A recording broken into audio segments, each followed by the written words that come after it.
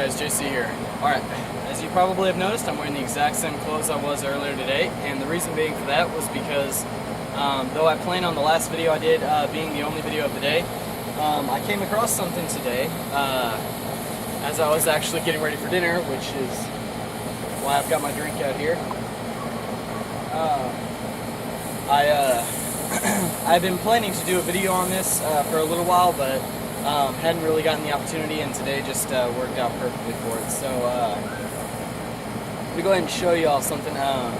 But first, whenever you guys are out in the wilderness, you're trying to survive in the zombie apocalypse and stuff. As I've said before, being out in the woods I think is a really great thing. Obviously, out in the woods there's not going to be a whole lot of population. There's, things are going to be kind of down to a minimal. You have to deal with probably the occasional walker. Maybe a small group occasionally, and if you see a large group, get up in a tree, hide, stay quiet kind of thing. But out in the wilderness, think about it. What is your biggest fear being out in the woods? If you think about it, it's probably snakes. You just don't know. Snakes are incredibly good at hiding. They blend in really well with their environment. And depending on the snake, can be incredibly venomous. You have, here in Texas, we have the cottonmouth, or water moccasin. We have rattlesnakes. We have copperheads, and we have coral snakes. These are our 4 venomous snakes. And I find copperheads in my backyard every once in a while. It's a little humid here for rattlesnakes. Rattlesnakes are definitely much more prone to dry areas. I've seen some around here through my lifetime, but it's not very common. It definitely usually is during very dry seasons. And like I said, it's very few and far between. It's not a common thing at all. The coral snake I see every once in a while, and so that's a pretty good snake. I see it every once in a while. It's not a real common snake. Obviously, if you guys know what a coral snake is, if you don't, coral snake and milk snakes are very similar. Coral snake is the red, yellow, and black snake, and then the milk snake is the also red, yellow, and black. It's just the difference is where the colors meet. But anyway, like I said, the biggest fear that people seem to have is snakes. So let me go ahead and show you guys what I found today.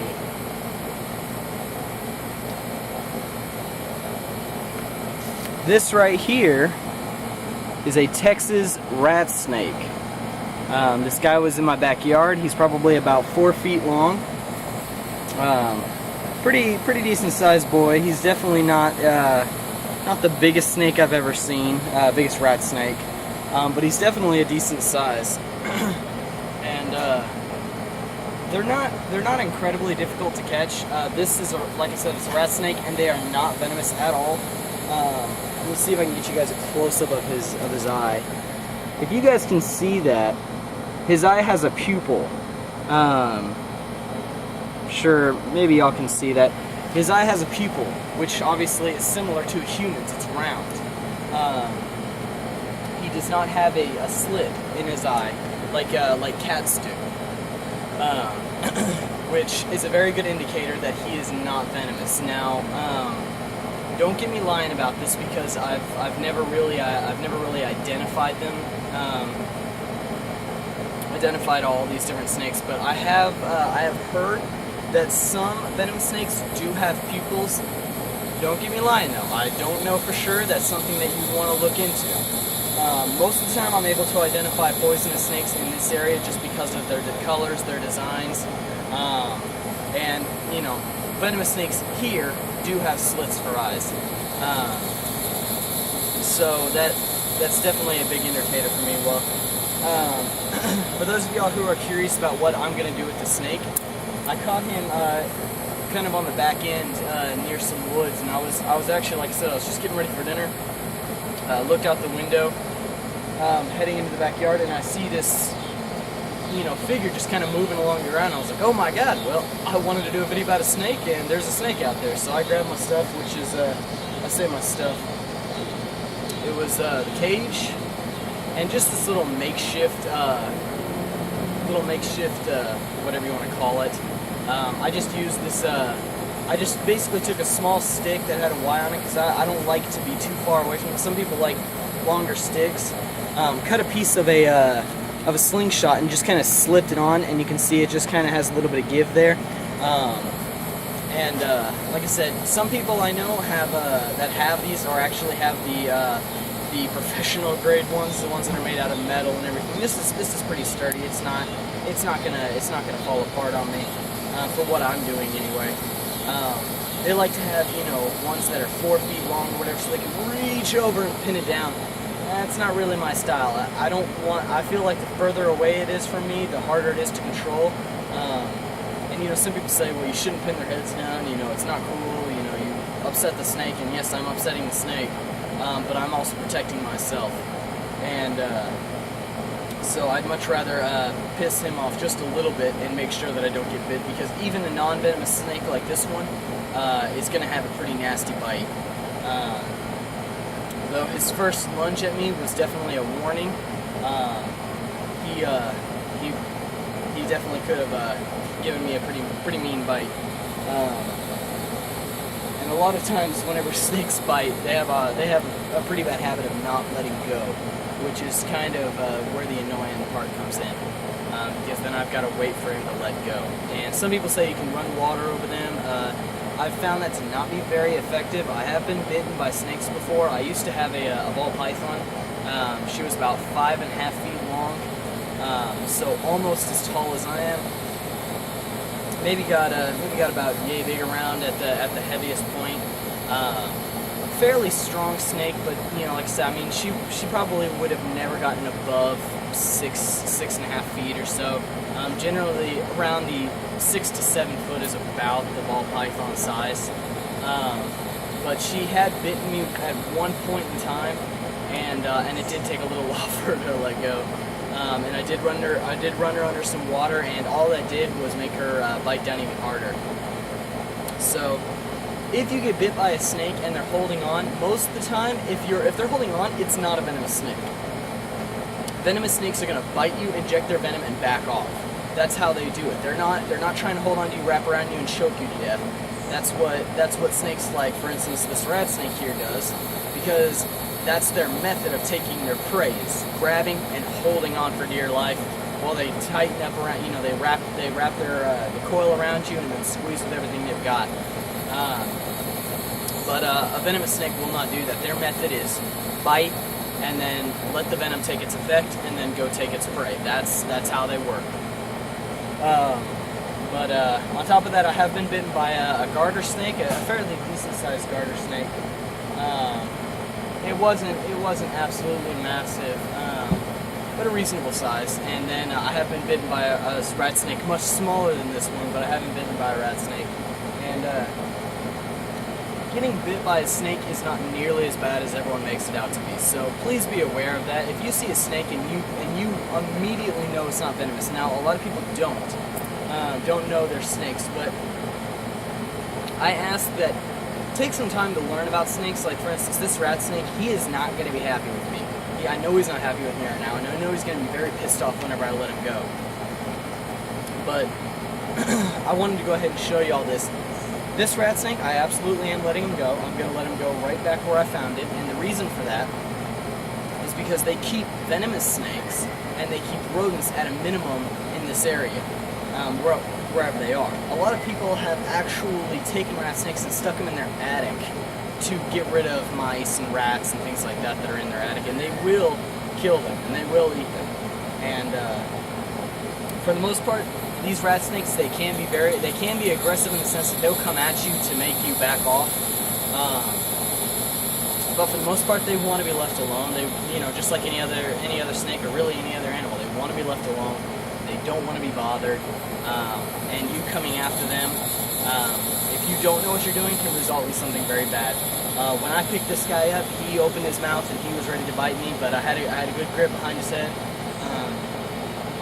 Which, guys, I have to go ahead and say this, if you have not ever had any real experience with a snake, and I'm not talking about, your friend's pet snake, or a little earth snake, or a little garter snake. If we're talking outside of that, if you don't have any experience outside of that, don't mess with these snakes. It's dangerous for you. It's dangerous for them.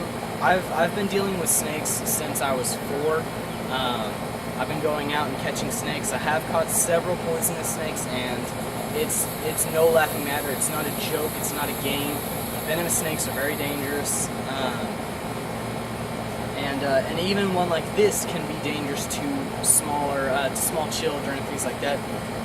Though even one this big probably wouldn't be able to do any real damage to a toddler. Babies and things like that, you know, these snakes can be dangerous. But anyway, this snake will be released where I found him.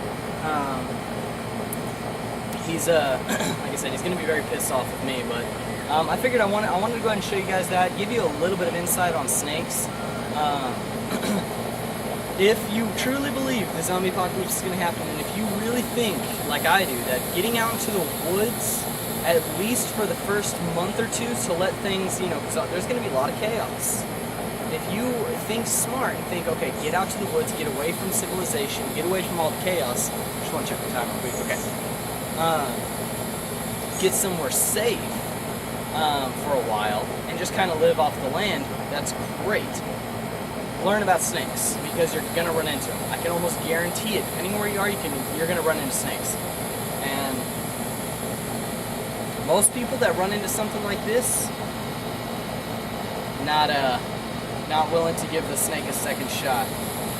They're not willing to even entertain the idea that he is not dangerous to them. And most people would kill the snake right on spot. And that is an absolute shame, because like I said, these are the kind of snakes, if you're going to have snakes around your camp or around your house, this is the snake you want.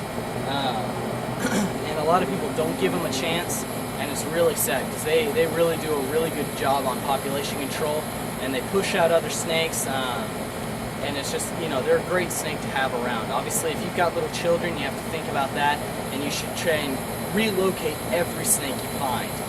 But I would highly recommend not killing these snakes. Rat snakes are great. So if you guys are really thinking about that, or you like getting into wilderness things or anything like that, please learn about snakes. It's absolutely going to benefit you, I promise. You're going to notice snakes, and people are going to say, oh, kill it, kill it, kill it. You're just going to say, no, that's a rat snake. They're good. Don't touch them. Don't mess with them. And if you have to, get a stick, a decent sized stick, a long, thick stick, that you can get under him and pick him up. Most of the time, they're pretty chill snakes whenever you're doing something just like that. Don't scare him. Don't make any sudden movements. Just slide the stick under him, lift him up, and most of the time he'll just hang there. Just take him out wherever you want to take him, and then set him down and let him be on his merry way. But please don't kill these snakes. Snakes can be so beneficial to you. But if it's a venomous snake, obviously you're gonna have to deal with the situation yourself. If you've got kids around, you know, you have to protect your children. And I completely understand. And though I'd prefer them not to be killed, and if they could be relocated, I would much prefer that. Venomous snakes have to be dealt with differently. They just do. But please learn your types of snakes. Please understand that snakes like this are not dangerous. He's not lethal. He's not gonna hurt me. He's not gonna hurt a child, other than a bite mark. And definitely a shock, maybe some shock. But aside from that, he's not going to harm anybody. So anyway, all right, guys. Well, if you have any questions, comments, concerns, please email me. My email is always in the description. Otherwise, leave comments, subscribe.